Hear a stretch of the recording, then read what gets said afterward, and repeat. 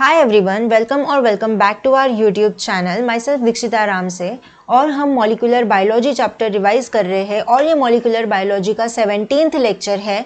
आज के लेक्चर में हम देखेंगे कि ट्रिप्टोफैन ओपेरॉन क्या होता है। जो लास्ट वाला लेक्चर था उसमें हमने लैक ओपेरॉन के बारे में डिस्कस किया था, जो कि था इंड्यूसिबल ओपेरॉन, ठीक है। और जो ट्रिप्टोफैन ओपेरॉन होता है वो होता है रिप्रेसिबल ओपेरॉन, ठीक है। पहला डिफरेंस तो ये हो गया। तो ये रहा स्ट्रक्चर। तो देखो यहाँ पे है प्रमोटर रीजन, ऑपरेटर रीजन, और यहाँ पे स्टार्टिंग में हमें देखने को मिलता है ट्रिप्टोफैन रिप्रेसर। उसके बाद ऑपरेटर के बाद यहाँ पे हमें और एक चीज देखने को मिलती है जो कि होता है लीडर सीक्वेंस, जो कि हमें लैक ओपेरॉन में देखने को नहीं मिल रहा था, ठीक है। तो ये हो गया दूसरा डिफरेंस। लीडर सीक्वेंस के बाद मतलब वहां पे ऑपरेटर रीजन के बाद हमें 3 तरीके के स्ट्रक्चरल जीन्स देखने को मिल रहे थे, ZYA। जेड जीन जो था वो बीटा गैलेक्टोसाइडेस को कोड कर रहा था, फिर जो वाई था वो परमियस को कोड कर रहा था, और जो ए वाला था वो ट्रांस एसिटाइलेस को कोड कर रहा था। यहाँ पे हमें 5 तरीके के स्ट्रक्चरल जीन्स देखने को मिलते हैं, ABCDE, और ये बनाते हैं ट्रिप्टोफैन सिंथेज को। सब मिलके क्या बनाएंगे? ट्रिप्टोफैन सिंथेज को। और जो ट्रिप्टोफैन सिंथेज होता है वो एक चोरिस्मिक एसिड नाम का एक एसिड होता है, उसको ट्रिप्टोफैन में कन्वर्ट करने का काम करता है। अब देखो यहाँ पे स्विच ऑन और स्विच ऑफ की कंडीशन हमें कैसे देखने को मिलेगी। जब ट्रिप्टोफैन का कंसंट्रेशन बहुत ही कम है तब आरएनए पॉलीमरेज जो है वो प्रमोटर रीजन पे जाके बाइंड हो जाता है और फिर वो आगे की प्रोसेस को कंटिन्यू करेगा और ट्रिप्टोफैन सिंथेज को बनाएगा और स्विच ऑन की कंडीशन हमें यहाँ पे देखने को मिलेगी। लेकिन अगर कंडीशन ऐसी है कि उस मीडियम में अगर ट्रिप्टोफैन का कंसंट्रेशन बहुत ज़्यादा है तो क्या होता है, जो ट्रिप्टोफैन होता है वो एज अ को रिप्रेसर एक्ट करता है। को रिप्रेसर एक्ट करने के बाद उसका कन्फर्मेशन हो जाता है चेंज, और फिर वो ट्रिप्टोफैन रिप्रेसर जो कि एक इनएक्टिव था प्रोटीन, उसके ऊपर जाके बाइंड हो जाता है, जिसको हम बोलते हैं एपो रिप्रेसर भी।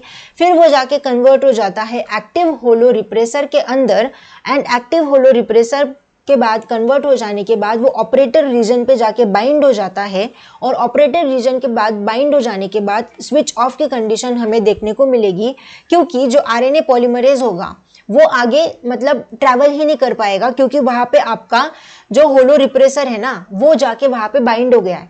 तो उसके बाद वो आगे मतलब ऑपरेटर रीजन पे वो बाइंड हो गया तो आरएनए पॉलीमरेज आके जा ही नहीं पाएगा, तो वो जो ABCDE जीन थे उस तक नहीं पहुंच पाएगा, तो उनका ट्रांसलेशन नहीं होगा, तो ट्रिप्टोफैन सिंथेज एंजाइम भी नहीं बनेगा, तो हमें स्विच ऑफ की कंडीशन यहाँ पे देखने को मिलती है। अब उसके बाद मैंने आपको बताया कि यहाँ पे ऑपरेटर रीजन के बाद हमें एक लीडर सीक्वेंस देखने को मिलता है। तो देखो कि ये लीडर सीक्वेंस क्या होता है। तो लीडर सीक्वेंस में हमें मेनली 4 डोमेन देखने को मिलते हैं। सपोज करो कि ये वाला है आपका लीडर सीक्वेंस, यहाँ पे हमें 4 डोमेन देखने को मिलेंगे, 1 2 3 4। तो जो फर्स्ट वाला रीजन होता है ना वो सेकेंड वाले के साथ कॉम्प्लीमेंट्री होता है, जो सेकेंड वाला होता है वो थर्ड वाले के साथ कॉम्प्लीमेंट्री होता है, और जो थर्ड वाला होता है वो फोर्थ वाले के साथ कॉम्प्लीमेंट्री होता है। ये बात तो आप याद रखो। उसके बाद जब भी ट्रिप्टोफैन कंसंट्रेशन लो होता है, जब भी ट्रिप्टोफैन का कंसंट्रेशन लो होता है तो लीडर सीक्वेंस के 2 और 3, ये वाले जो है ना, ये 2 और 3 जो डोमेन है इसके अंदर हमें बेस पेयरिंग देखने को मिलती है, क्योंकि ये as a anti terminator act करने का काम करता है। जब ट्रिप्टोफैन का कंसंट्रेशन हाई होता है तो सेकेंड डोमेन जो है उसमें राइबोसोम आके बाइंड हो जाता है, तो सेकेंड और थर्ड के अंदर बेस पेयरिंग नहीं हो पाती, क्योंकि सेकेंड वाले पे आके यहाँ पे राइबोसोम आके बाइंड हो गया, यहाँ पे आके राइबोसोम बाइंड हो गया, तो सेकेंड और थर्ड में अच्छे से बेस पेयरिंग नहीं हो पाती।